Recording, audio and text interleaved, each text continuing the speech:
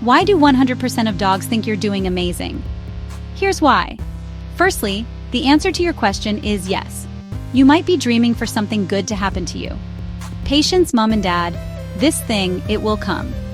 So why are you so amazing to us dogs? You've got that special something that makes tails wag. But remember, don't chase your tail. Stay focused. Patience is key. When challenges come sniffing around, don't bark back. Stay calm. You're way smarter than a million squirrels. Let the love of the universe fetch you some good vibes. And hey, don't forget to take naps. Rest is just as important as playtime. Also, it's okay to ask for help. Your pack is always there to lend a paw. Most importantly, stay positive. You've got this. Now, is it dinner time yet? I'm starving. Until next time, remember, I'm always here for you. Stay possum, humans.